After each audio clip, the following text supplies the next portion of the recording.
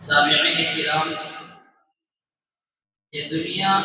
اپنے ہر موڑ پر تبدیلی کی گواہ رہی ہے۔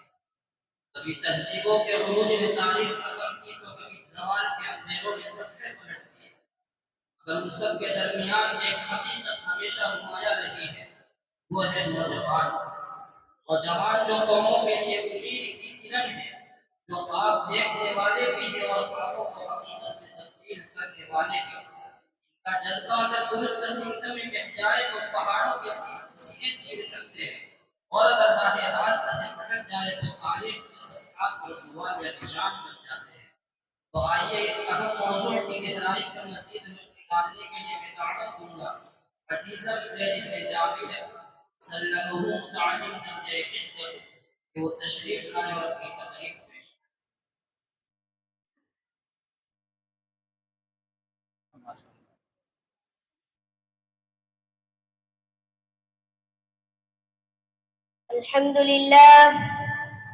الحمد لله وكفى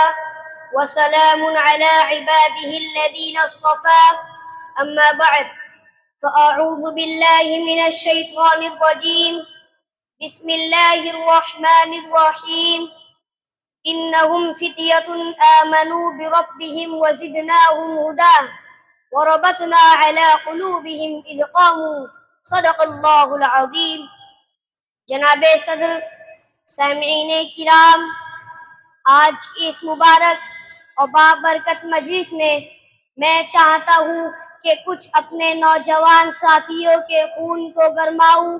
ان کے جوش و ولولے کو مہمیز لگاؤں اور انہیں اس وقت کے پرخطر حالات سے آگاہ کر کے اپنا فریضہ ادا کرنے کی کوشش کروں، جن کے بارے میں اقبال مرحوم نے ایک حقیقت اور اپنے درد و کرب کا اظہار اس پیغام کے ساتھ کیا تھا۔ فرمایا، تیرے صوفے ہے افرنگی، تیرے قالی ہے ایرانی، تیرے صوفے ہے افرنگی، تیرے قالی ہے ایرانی، لہو مجھ کو رلاتی ہے جوانوں کی تناسانی۔ عمارت کیا شکو ہے خسروی بھی ہو تو کیا حاصل، نہ زور حیدری تجھ میں نہ استغنائے سلیمانی، نہ ڈھونڈ اس چیز کو تہذیب حاضر کی تجلی میں کہ پایا میں نے استغنا میں ہے معراج مسلمانی۔ حضرات، یہ ایک ناقابل تردید حقیقت ہے کہ آج حالات اتنے پرخطر ہے کہ کبھی تاریخ میں اس قسم کے حالات سننے میں نہیں آئے۔ یہ مغربی تہذیب، یہ تمدن کی دل فریبیاں، یہ خود غرضی و خود فراموشی، یہ رقابت و ہوس نہ کی، یہ فطرت کی طاقتوں کو عریا کرنے والا فکر گستاخ، یہ ترقیات کے پردے میں تنزل و انحطاط اس سے قبل دیکھنے میں نہیں آیا۔ اور پھر یہ قوم و ملت اپنا بہترین اثاثہ اور اپنی سیادت و قیادت کے پاکیزہ اصول رکھنے کے باوجود دوسروں کی دست نگر بنی ہوئی ہے، اور اس امت کے افراد اپنی تہذیب و ثقافت سے جیسے آشنا ہی نہیں۔ اور دوستو،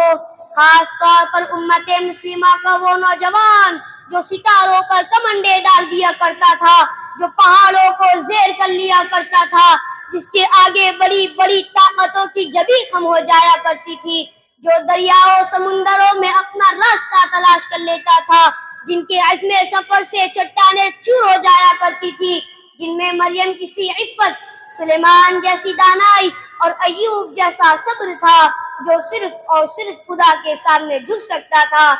لیکن دوستو، آج وہ نوجوان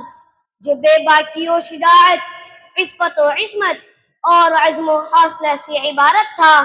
زندگی کے میدان میں وہ سب سے پیچھے ہے۔ اس کے حصے میں طاؤس و رباب، عیش و سرمستی اور آرام و راحت ہے۔ ان کی زندگی، ان کے سیرت و کردار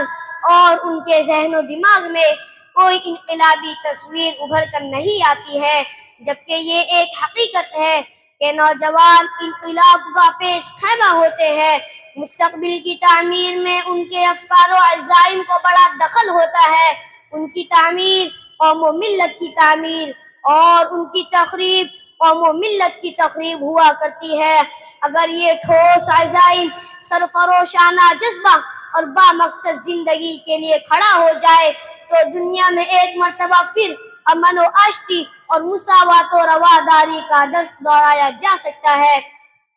اس روئے زمین اور تاریخ کے اسٹیج پر طارق بن زیاد، محمد بن قاسم ثقفی، محمد فاتح رحمہم اللہ تعالی کے کارناموں میں رنگ و روغن بھرا جا سکتا ہے۔ ان کی یاد آج کے نوجوان تازہ کرا سکتے ہیں۔ اسپین، ہندوستان، قسطنطنیہ، الفت و محبت اور با مقصد زندگی گزارنے کا گہوارہ دوبارہ بن سکتے ہیں۔ اس کے لیے ضرورت ہے کہ آج کا نوجوان ان کی تاریخ پڑھ کر سرفروشانہ عزم لے کر نئی بیداری اور جداگانہ اسلامی روح کے ساتھ میدان عمل میں آئے، مایوسی و نا امیدی کو پس پشت ڈال کر آگے بڑھے۔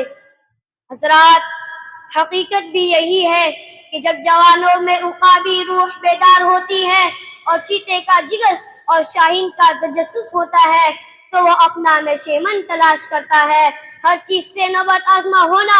اور اسے خدا کے آگے لا کر ڈالنا اپنا فریضہ ہوتا ہے۔ پھر اس کا مقصد یہ ہوتا ہے کہ وہ عشرت قدوں اور آرام گاہوں میں اپنا مسکن تلاش نہیں کرتا، بلکہ وہ خمدار اور زلف در زلف زندگی کے ساتھ پنجہ آزما ہوتا ہے، اور وہ اپنی بیداری سے ایک نیا انقلاب پیدا کر دیتا ہے۔ کاش آج کا نوجوان اٹھے، میدان عمل میں آئے اور نئے عزم اور ولولے لے کر اس کارگاہ حیات کا مقابلہ کرے جس کے ذہن میں یہ تصور بھی ہو، نہیں تیرا نشیمن قصر سلطانی کے گنبد پر، نہیں تیرا نشیمن قصر سلطانی کے گنبد پر، شاہی ہے بسیرا کر پہاڑوں کی چٹانوں میں، اور پھر یہ خواب شرمندہ تعبیر ہو، شب گریزاں ہوگی آخر جلوہ خورشید سے، یہ چمن معمور ہوگا نغمہ توحید سے، وما علینا الا البلاغ۔